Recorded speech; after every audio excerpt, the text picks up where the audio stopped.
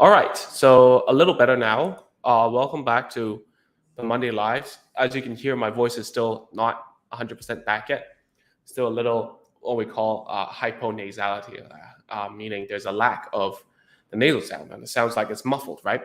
And that's because I had COVID for the past 8 days. It's just really tiring. Okay, um, so we're back, and today we're talking about L sounds, right? I know we don't really talk a lot about speech sounds in our channel, whereas if you look at other speech therapists, they tend to talk about how to do the R sound, how to do whatever. So why we're doing the L is because last week, if you remember, we had the course, the new course called Speech Disorders Crash Course, right? So that is to teach you how to correct some speech sounds at home yourself. And I've done some of the articulation screeners that is included as a bonus, right? So you can sign up for that bonus inside of the link in the description. But anyways, so I heard out of the few that I did, just listening to the sounds that the kids were doing, the L sound was the majority of the kids had a L problem, like a L. That's the L sound. Now the problem with that. So we're going to talk about how to fix it, all right? And of course, inside of the course that I talk about, it goes into a little more detail, and you can watch it over and over if you want to, okay? So first of all, if you think about it, the L sound. Why does a kid, how do you produce the L sound? So L sound is what we call alveolar sound. And what's alveolar ridge? That's the name for it. Is the hard bone right behind the upper front teeth. So right behind the upper front teeth, yeah, there's a hard bone there called the alveolar ridge. Your tongue needs to touch that, and then you vibrate your vocal cords and vocalize, and you go like that, okay? And it creates the L sound, all right? So obviously, it's not always 100% like that, like you can put the tongue up to the alveolar ridge and still do it like that, right? It's not always like that, but 9 times out of 10, if you tell a kid to put their tongue up there and vocalize, you will get an L sound, like that, right? So usually when a kid, they're not able to do L sounds, they either change it into a Y, which what we call gliding, okay? So the name itself doesn't matter. It's just better. It's easier for you to search what we call the process is, right? The error is like from an L to a Y to a y sound is gliding. So the L glides into a Y. There are usually a few reasons why. The first reason is that the kid doesn't know that the tongue needs to go up top and touch there for the L sound, right?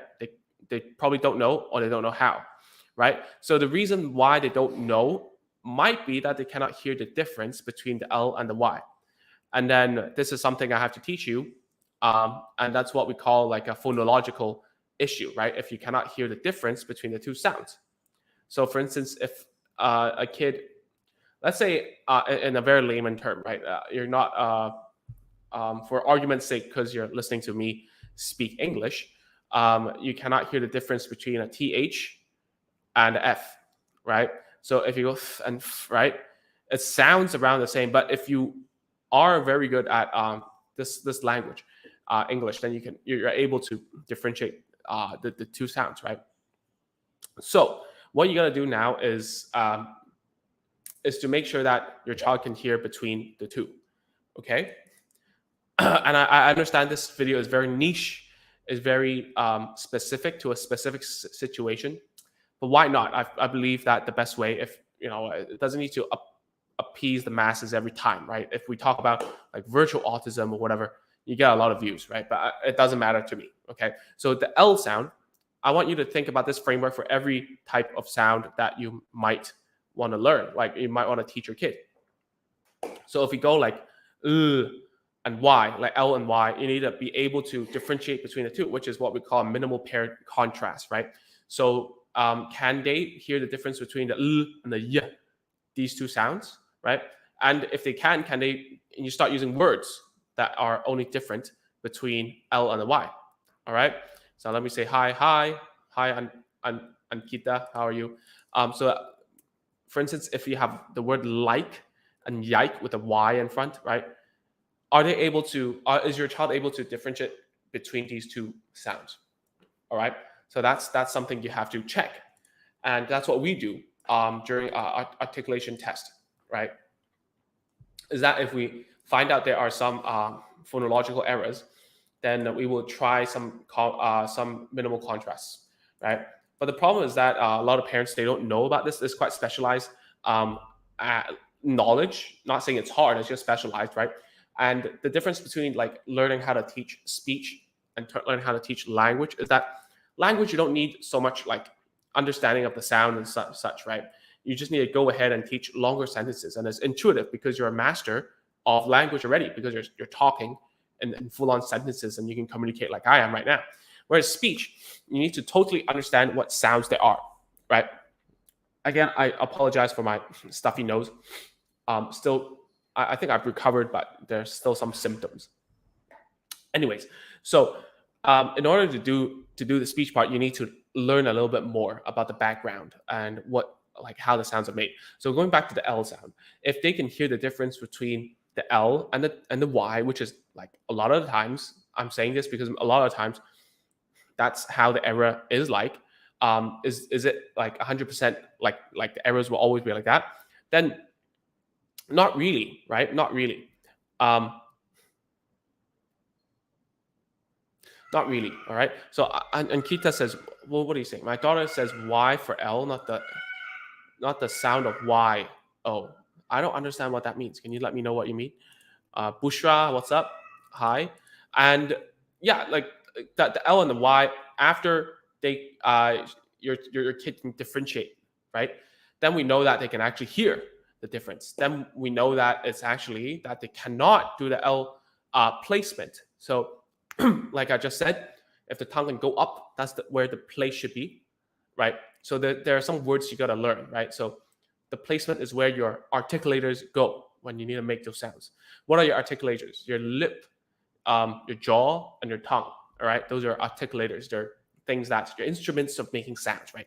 So let me give you some examples. For instance, M, like M, the letter M, is based at the placement of which is the lips. It's called bilabial sound. There's a lip sound. So you go, the lips come together, right? Bilabial, meaning two lips, right? So anyways, in order to teach the tongue going up, the first thing is to check if your child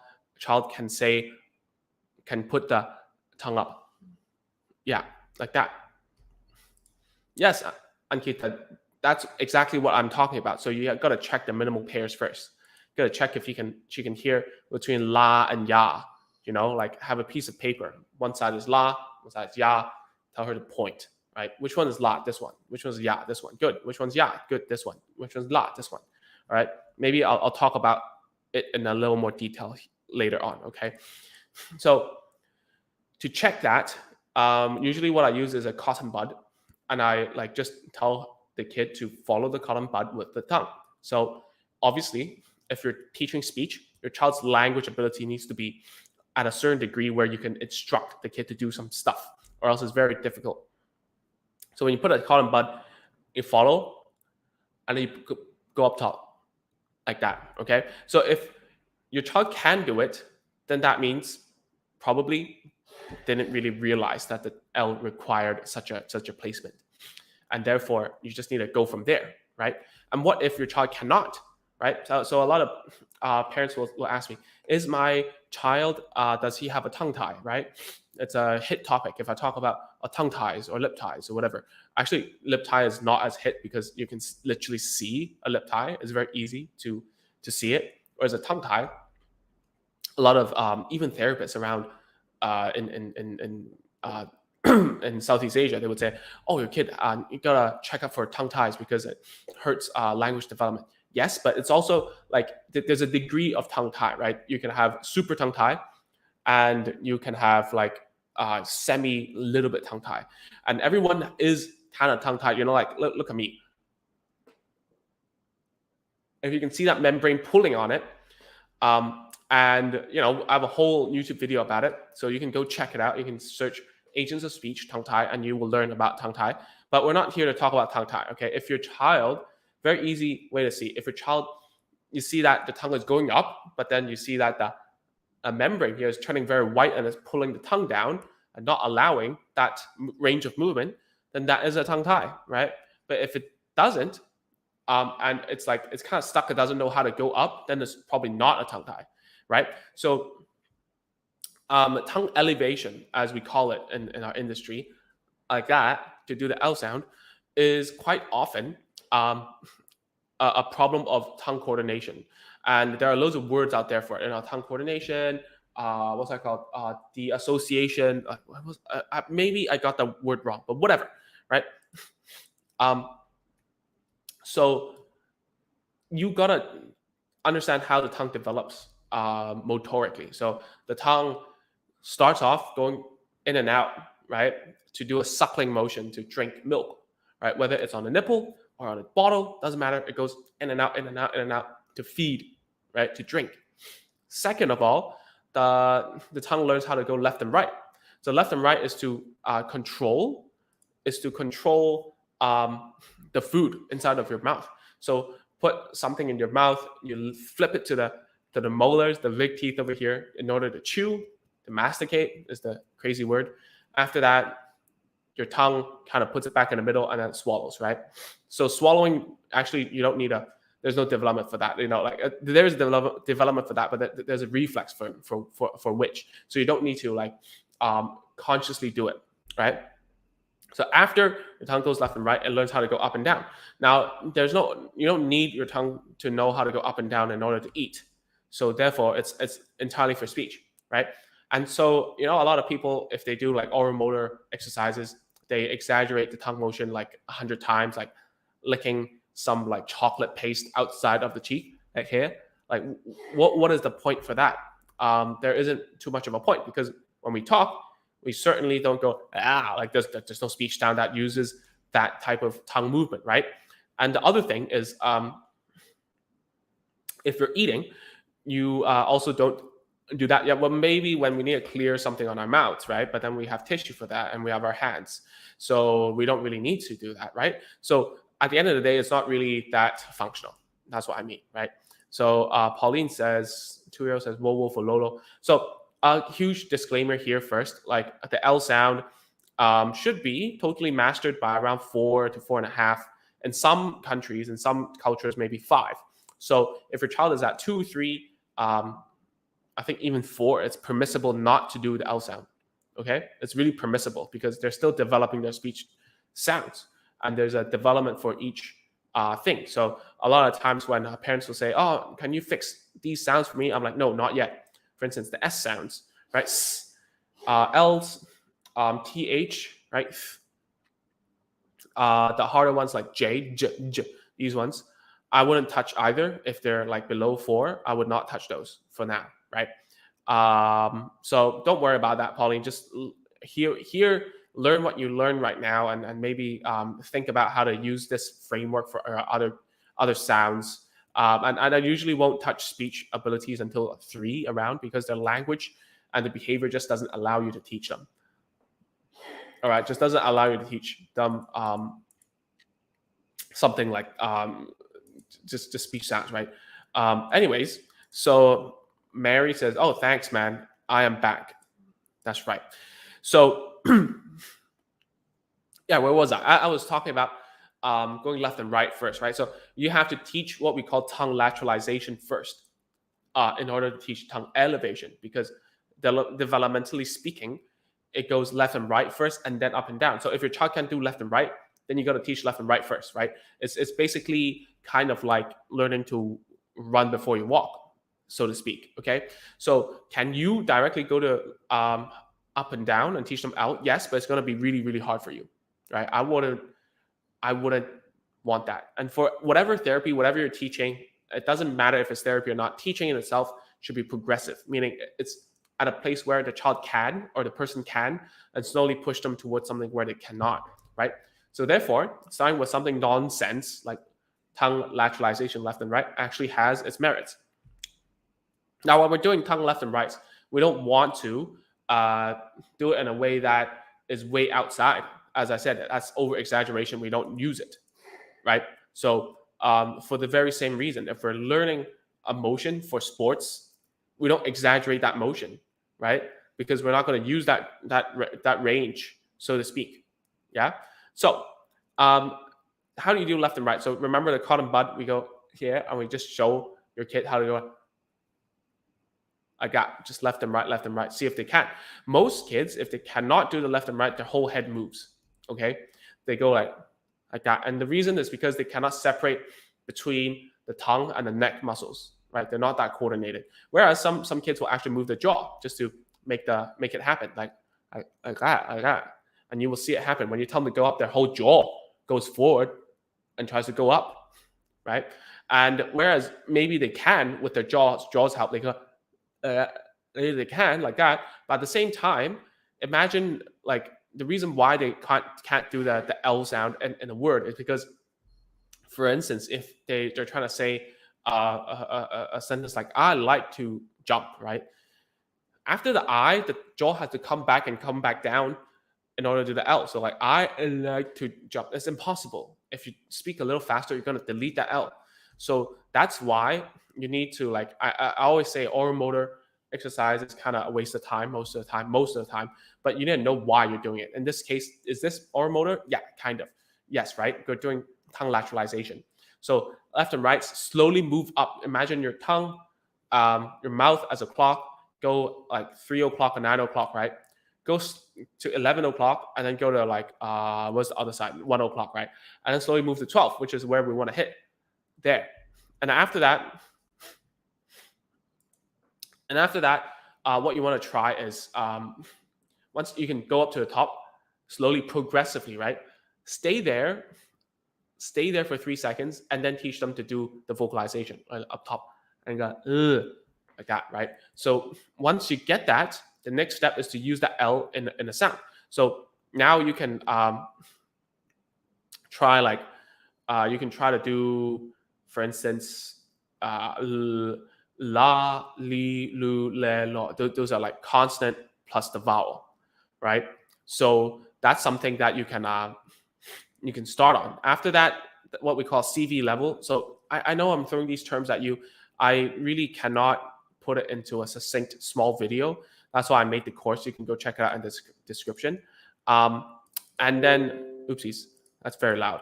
Anyways, so after the CV, you go into real words, right? Real words. But then you only want to target the words with the L, starting with the L. Yeah. And that's what we call like an L initial word, right? And it might be monosyllabic, one syllable, or like disyllabic, polysyllabic. These words, you got to know it in order to search it online. There are loads of free tools, free videos, free pictures out there for you to check if you know the words, all right? Because no one's going to write in a way like, oh, words that start with the L, speech therapy with one syllable. No one's going to write. People are going to write L initial monosyllabic words, like that. That's how we communicate, right? Concise and precise.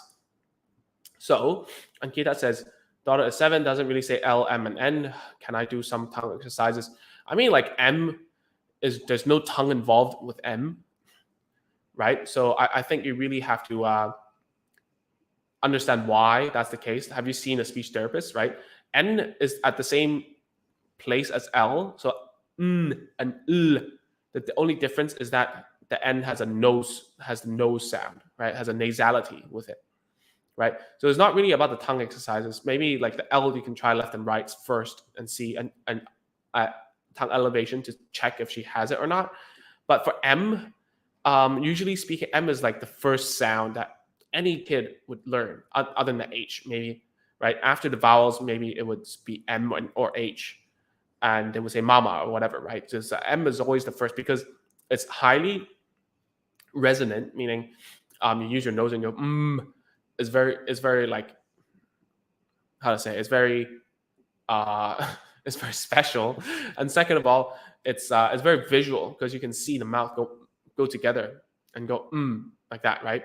So I'm more concerned about the M here on Kita, because like if she doesn't have an M, there might be a problem that we need to know about why. And speech therapy, in particular articulation, you have to know exactly why the speech errors are present, or else it's like you're just doing the wrong thing for the wrong reason, then it's not going to work.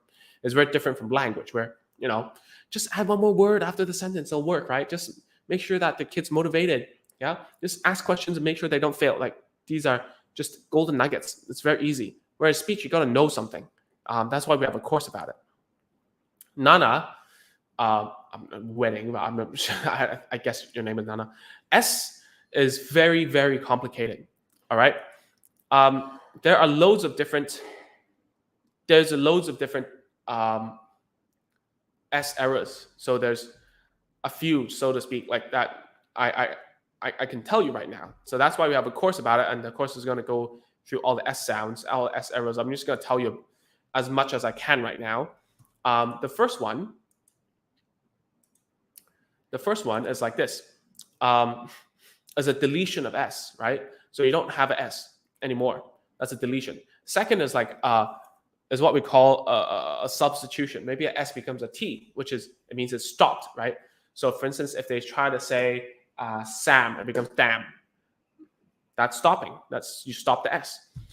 It could be that the S was what we call lateralized, meaning the air isn't coming from the middle, it's coming from the sides, which becomes like, instead of saying Sam, it becomes slam, like that. It could happen. It happens a lot, right? The other one might be like what we call palatization of S, which means it sounds like a SH more than an S. So it goes sham, right? Or it might be a dentalized, which I see a lot nowadays, especially in Southeast Asia. I don't know why. So instead of saying Sam, they go tham, tham. And it breaks my ears hearing all the S's in the world, because I'm now slightly professionally trained in these type of speech errors. I didn't used to have this problem. And I'm sure that once you get used to it, you know it, you're aware of it, and then you start hearing it, right? So it's very hard. So Nana says, referring to a lateral S. Oh, that's super hard, man. It's also a very niche topic. Lateral S's, they span until a very long time. It might be even, what's that called? Even secondary school students might be having a problem with it. If your child is over 7, you must tell them there's a need for them to actually listen and learn about speech sounds, or else it's very difficult. The motivation is the most important part. The second part is being aware of the sound difference. So if he can identify the lateral S, I'm saying he, because 90% of lateral S's are guys, right? I'm just saying this from experience. No data, no nothing, just telling you from what I see. Okay, from my short years as a speech therapist, lateral S's mostly kids, mostly boys. So a lateral S, like the maybe I'll talk about this in a different video. But basically, you just need if you search online, there are loads of methods, right? There's one called which I put in the course as well. It's called straw method, right? And what the straw method does is that it now I'm getting very geeky here, very nerdy. So if you don't want to hear what's a lateral S, by all means, please don't listen. But what I mean is, lateral S is when the airflow escapes the mouth from two sides. That's why it's lateral, on the side, right? Lateral means side. Whereas you want the air to go in the middle, right? So how do you do that? Is to make sure that the kid knows how it feels like for the wind, for the air to escape from the middle. So that's why you use a straw. You put it here, and you try to tell them to go, and then it won't be a S. It won't be a S, because the air goes inside of the straw, right? So that's what you need to do first. Establish the correct airflow before anything else.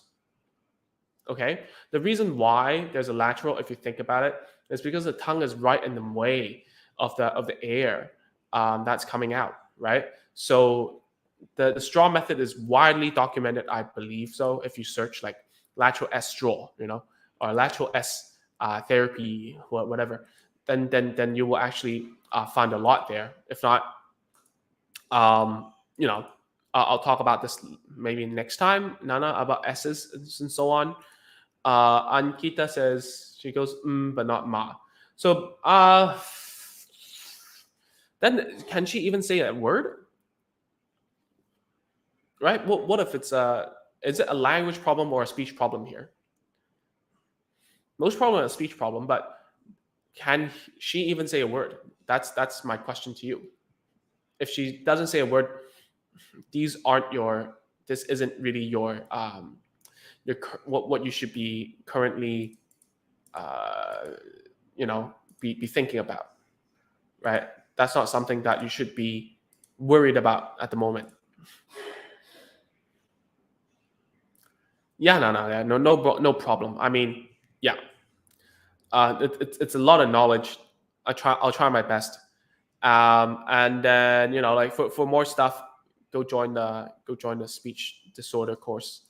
Um, although you only have one sound, most probably, which is the S. I'm not sure, right? So I mean, that's pretty much it for tonight's video. I don't want to go too overboard with too much stuff because basically it's teaching speech sounds is rather difficult. That's why I've been putting it off for a very long time. So Agents of Speech has been around for like nearly 3 years now, since the pandemic hasn't begun, right? So I really think that at the end of the day, once I just want to put all my knowledge online, that's all. And if I can do it within one video, I will. But if it requires a lot of videos, then I'd rather put it in a course, and that's easier, So, wow, Nana, thanks for the super sticker. It means a lot. And you're from Singapore. That's great. I actually got my COVID from Singapore. Like that's crazy. There was this guy on the airplane that was like coughing like crazy, and I got it next to him. And I was stupid enough to like open my mask because I was like kind of drowsy. I was sleeping. I woke up and I saw some excuse me, saw some bread in front of me, and I was like eating it. And then by that time, it was too late. The guy would also open his mask, and he was eating too, and he was coughing. So I'm like, dude, if I get COVID, this is probably it. And yeah, it was. But anyways, that's it for tonight, guys. If you have any more requests for sounds, let me know like in the comment section, because I'm always updating the course, and I'll try my best to put as many videos as I can inside of the course, and also on the YouTube channel, so it doesn't, like, so that you can have somewhere to see what to do. And most of the time is that there are actually, what I'm trying to tell you is that therapists like myself, we also learn this stuff from somewhere, like no matter if it's from a textbook that like got eaten up by a termite, by my termites around here. And the other thing is, there's so much stuff on the internet, but you need to know the names, the words for it. For instance, if you didn't know the sound is like a lateral S, then how did you find it, right? If you didn't know that, there's a method called the butterfly method, that now, Nana, that there's another thing for you. If you search butterfly method for S, that's also one of the ways that we teach lateralized S, but that's a little more abstract for a kid to understand how to make like a butterfly shape with your tongue. I can't really do it myself either, so I never use it because of that. So you can check. There's loads of resources, right? There's people from the 1980s, 1990s who have written online about how to teach certain sounds, which still works to this day. But I want to tell you something about S before I go. All right. So I'll talk about this more next week on the S video. But basically, the S is also called the alveolar sound. And what that means is a lot of people would think, especially therapists, would think that the tongue would go up to create the S sound. But actually, a study has shown that for all S sounds, 80% of people actually put their tongues down, like below here, right? And like 20% actually just go up a little bit and create like a ridge between the tongue and the upper palate. So it's actually harder to do the latter, the 20% thing. I do the easy one. I put my tongue down, and then I go. I got my tongue tip is down under and my lower teeth. So given that in mind, if you think about a lateral S, is that the tongue is in the way? Most probably is that the tongue is in a position that doesn't allow airflow to the middle. So usually what I say is to put the tongue down, put the straw in, and just blow. And maybe like 100 times later, they can generalize it towards an S, maybe. Okay, so I'll talk about this more in the next week's video. All right. Yeah, don't be sorry. I don't think it's you. I think it was an Indonesian guy. Anyways, so that's all. I'll see you guys. Happy to be back. I'll see you guys next week. I feel a lot better already. Thanks for all the like kind messages on email. I really appreciate it. And that's pretty much it, guys. I'll see you guys. Bye.